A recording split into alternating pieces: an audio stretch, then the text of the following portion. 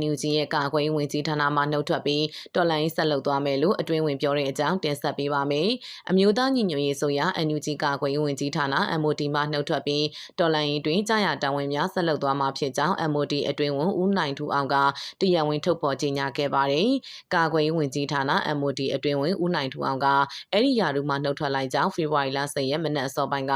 ၎င်းရဲ့လူမှုကွန်ရက်စာမျက်နှာမှာတဆင့်အားလုံးသိရှိနိုင်ဖို့ရေးသားဖော်ပြပါတယ်။ MOD နဲ့ဆက်လင်းတဲ့တာဝန်များအားလုံးမှအနားယူလိုက်ပြီးဖြစ်ပါတယ်။တော်လှန်ရေးမှာလုံးဝအနားမယူပါကြာရတာဝန်ကိုဆက်လက်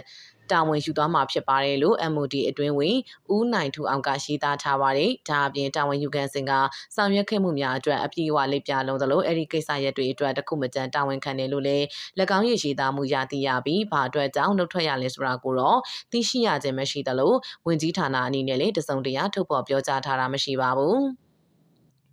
အဆိုပါနှုတ်ထွက်မှုနဲ့ပတ်သက်ပြီးသိရှိနိုင်ဖို့ MOD အတွင်းဝင်ဦးနိုင်ထူအောင်နဲ့ NUG သမ္မတရုံးပြောခွင့်ရဦးကျော်စောတို့ကိုသတင်းဌာနကဆက်သွယ်မြင်းမြန်းနေစေဖြစ်ပြီးဖြေကြားလာပါကပြန်လည်ဖော်ပြပေးမှာဖြစ်ပါတယ်။ထို့အတူ NUG အစိုးရကလည်းလက်ရှိအချိန်ထိအတိပေးထုတ်ပြန်လာခြင်းမရှိသေးလို့တော်လိုင်းအင်အားစုများနဲ့ပြည်သူလူထုအကြားစိတ်ဝင်စားမှုမြင့်တက်ခါသုံးသပ်မှုတွေထွက်ပေါ်လျက်ရှိပါတယ်။နောက်ထပ်တစ်ပုတ်အနေနဲ့မဲပလီစကန်သိန်းတိုက်ပွဲကစစ်ကောင်စီတပ်သား25ဦးဖမ်းမိတဲ့အကြောင်းတင်ဆက်ပေးပါမယ်။မွန်ပြည်နယ်ဘီလင်းမြို့နယ်မဲပလီပြူဟာစကန်သိန်းတိုက်ပွဲကနေထွက်ပြေးလွတ်မြောက်နေတဲ့စစ်ကောင်စီတပ်သားတွေက25ဦးကိုဖေဖော်ဝါရီလ9ရက်နေ့10ရက်နေ့မှာဖမ်းဆီးရမိတယ်လို့စစ်ရေးသတင်းအရင်းမြစ်တွေကပြောပါတယ်။စကန်ကိုအပိသက်သိမ်းပိုက်နိုင်ခဲ့တဲ့ဖေဖော်ဝါရီ1ရက်နေ့ကလည်းစစ်ကောင်စီတပ်သား28ဦးကိုဖမ်းမိတာကြောင့်လက်ရှိမှာအဲ့ဒီတပ်စကန်တစ်ခုတည်းကနေစစ်ကောင်စီတပ်သား52ဦးထိဖမ်းမိထားတယ်လို့ဆိုပါတယ်။ဖမ်းမိထားသူတွေနဲ့ကတရားရသူတွေကိုစေကုသပေးနေရလို့စစ်ရေးသတင်းအရင်းမြစ်တအုပ်ကပြောပါတယ်။ဖေဖော်ဝါရီလ10ရက်နေ့ဒီ25ဦးမိထားတဲ့တရားရသူတွေလည်းပါတယ်စီတော့ကုသပေးထားတယ်။လောလောဆယ်အခြေအနေကတော့ဘာမှမထူးခြားလာသေးဘူးစကန်သိန်းတိုက်ပွဲကနေထွက်ပြေးလွတ်မြောက်နေတဲ့